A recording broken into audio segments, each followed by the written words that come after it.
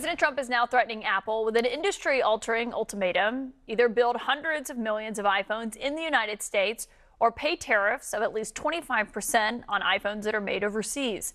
The president says he's not stopping there, making clear that Apple's rivals and some of the biggest tech companies in the world have also been put on notice. Apple didn't dominate the world by building the best phone. They dominated by manipulating billions of people. I've always been fascinated by Apple, the marketing, the hype, the loyalty. I started digging into how this company became so powerful. And the deeper I went, the more I realized this isn't just a tech company, it's a psychological machine. And to understand Apple dominance, we need to start from the very beginning. When people talk about Apple, they always say one thing: I just prefer the iPhone. But the truth is, most people didn't really choose Apple. Apple designed a world where the choice was already made for them. You see, Apple's real power isn't the iPhone itself, it's the ecosystem. A perfectly built digital cage that feels like freedom. Think about it. When you buy an iPhone, suddenly everything just works. Your photo syncs automatically, your message syncs, your laptop connects, your AirPods pair instantly. It feels magical, but that magic is actually a strategy. Apple wants you locked in, because once you start using an iPhone, switching becomes almost impossible, not physically, but psychologically. Take iMessage for example. On the iPhone, it's this smooth, clean blue bubble experience. But message someone on Android and suddenly you become a green bubble. It's not an accident, it's pressure. Apple knows people don't want to be the odd one out, so they are making switching feels like social punishment. If you have an older model iPhone and noticed it's been working slower, Apple has finally admitted it did that on purpose. The company says it's to save battery life, but some people are suing Mad. Every year, millions of people line up, physically or online, to buy the newest iPhone. But here's the question nobody really asks: why do we feel the need to upgrade so often? Because Apple builds the perfect upgrade machine. They don't force you to buy a new phone, they simply make your old ones feel outdated. And it starts with something Apple was exposed for years ago: the battery throttling scandal. Back in 2017, Apple admitted to slowing down older iPhones. They said it was to protect the battery, but for millions of users, it felt like their phone were dying on purpose. Apps started lagging, animation gets slower, everything felt old. And what do people do when their phone feels old? They upgrade. But battery throttling was just the beginning. Apple designed their device in a way that makes repairing them almost impossible. You can't replace the battery easily, you can't swap parts, and if you try to fix it outside Apple, you lose functionality. This isn't a flaw, it's a business model. Even with software updates, Apple plays a subtle psychological game. Every new iOS comes with features optimized for newer devices, meaning your old iPhones gets the update, but rarely the new exciting feature. You are not physically locked out of your old phone, but emotionally, Apple makes sure you feel left behind.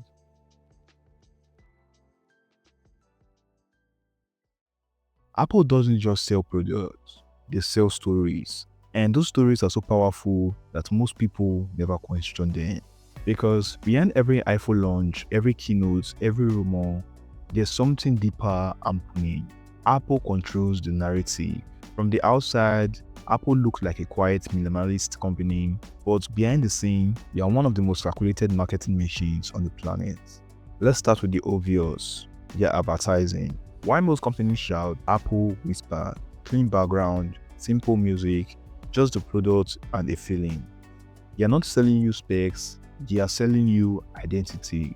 When Apple shows you an iPhone, they are telling you, this is the phone smart people buy. This is a device creative people use.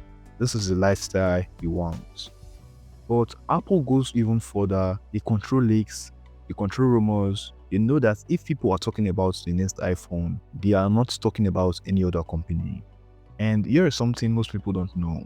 Apple rarely responds to controversy. They stay silent, they let the excitement drown out the criticism, because they understand the media better than anyone. Tech reviewers, many of them get early access to Apple's device. Meaning, if they want to keep receiving Apple products, they have to just stay positive enough. It's subtle but powerful. Apple shapes the conversation around their products without ever saying a word. Even the way they design their events feel intentional. The lighting, the camera movements, the pacing, the carefully scripted speeches. Everything feels polished, perfect, and untouchable. And the result?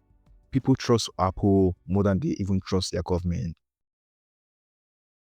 An ABC News exclusive. For the first time ever, a journalist was allowed inside the secret factory in China where Apple iPhones and iPads are made. In recent weeks, a number of reports have raised serious questions about the workers there, the long hours, the pressures, the low pay, the life. ABC's Bill Weir made his way into the giant factory and tonight tells us what he saw. When people think about Apple, they imagine elegance, beautiful products, perfect design, a company that feels almost futuristic. But the real power behind Apple dominance isn't in California. It's in a place most customers will never see, which is the Apple global supply chain.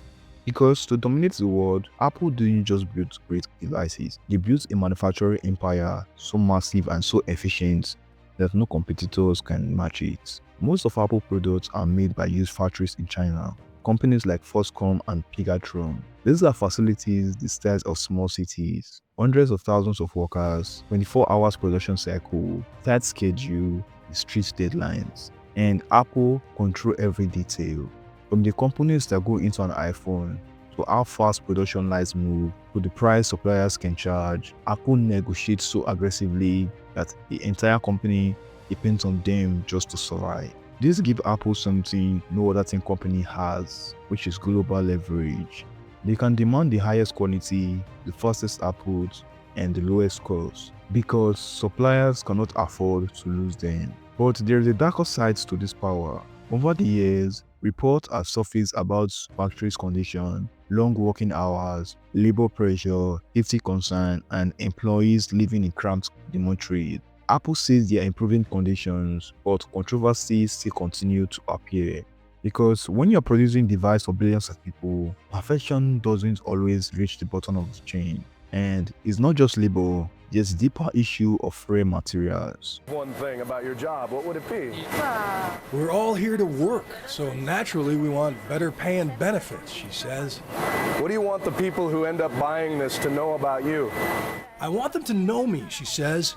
I want them to know we put a lot of effort into this product, and when they use it, please use it with care. To build iPhones, Apple relies on materials like cobalt and lithium, resources often mined under harsh conditions in countries far from the spotlight. Apple has made promises about ethical sourcing, but the truth is, the global demand for smartphones puts pressure on supply chains in ways most customers never think about. Yet, despite all this, one thing is clear: Apple's supply chain is unmatched. No other company on earth can design a product and ship it to over 100 countries within weeks of launch, with almost no mistake.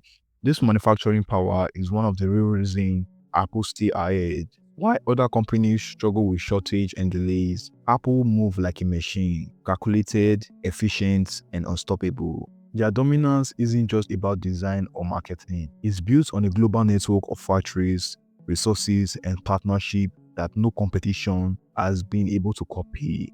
And that's the part of Apple's success almost nobody ever sees.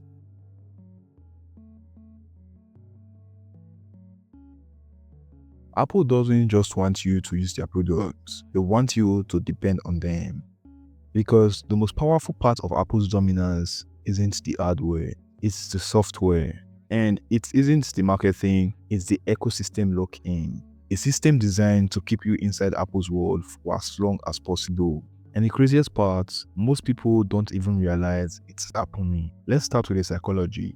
When someone buys an iPhone, they don't just buy a device. They buy stature, they buy identity, they buy the feeling of being part of something exclusive. Apple has mastered the art of making their users feel different, better, and special. It's why you see people insisting iPhone is better, even when they can't explain why. But the real trap begins after you buy that first device. Because Apple makes sure every other product you own, fits perfectly into that world. Every Apple product is designed with one purpose: to make the next Apple product feel necessary. And once you're inside, living feels like you're starting your digital life from scratch. Photos lock on iCloud, notes sync only on Apple, messages that turn from blue to green if you switch, apps you've paid for that don't transfer. It's not impossible to move away, but it feels uncomfortable. Apple doesn't force you to stay, it simply builds their product so smoothly, so attractively, that everything outside their ecosystem feels broken.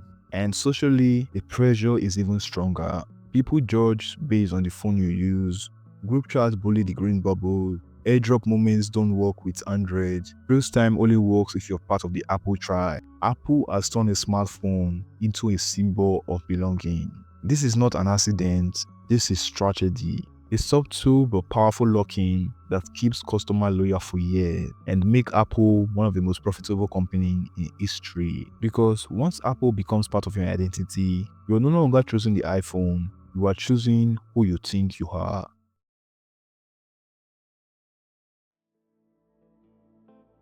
Apple isn't just building iPhones, they are building a future where the company sits as the center of everything you do. Because the truth is, Apple's dominance today is nothing compared to what they are planning next. For years, Apple has been quietly expanding beyond devices, into payments, into entertainment, into health, and into identity. And if you look closely, you see a pattern emerging, a strategy that connects all their products into one unified vision. Let's start with the Apple Pay and Apple Wallet. Apple wants your entire financial life in your phone. Not just your card, but IDs, your tickets, your transits, your keys, and everything. It wants you to unlock your home with your iPhone, start your car with your iPhone, pay for everything with your iPhone. The goal: to make the iPhone so essential that losing it feels like you're losing your entire life. But it goes way deeper. Apple is moving into healthcare, maybe the most powerful industry in the world. The Apple Watch tracks your heart rate, your sleep, your blood oxygen, your movement, your stress level. All the data feeds into Apple Health, building a private profile of your body that becomes increasingly accurate over time. In the future, Apple wants the watch to detect diseases early, predict health problems, monitor your lifestyle. Eventually, it could become a medical device that doctors rely on. And who controls all that information? Apple. But there is another layer, something even bigger. Apple is preparing for a world beyond the smartphone. They are moving into wearables, augmented reality, and AI at a scale no company has attempted. With devices like the Vision Pro, Apple is testing a future where screens disappear and Apple becomes the lens through which you see everything. A future where Apples control how you work, how you communicate, how you consume information, and how you interact with the world. And the more Apple expands, the harder it becomes to escape their ecosystem. Because Apple doesn't just want parts of your life, they want all of it. Your money, your health, your home, your entertainment, your identity, your digital existence. That is Apple's long-term plan. A world where everything you touch runs through your system. Some people see this as innovation, others see it as control. But one thing is certain, Apple's rise to dominance was not an accident. It was a carefully designed plan that's still unfolding. And as the world becomes more digital, more connected, and more dependent, Apple's power will only grow. The real question is, in the future Apple is building, do you own your device or your device owns you? And to furthermore get the answer to that, make sure you subscribe to this channel and leave a like on this video so you get to watch more videos I keep uploading. And with that, goodbye.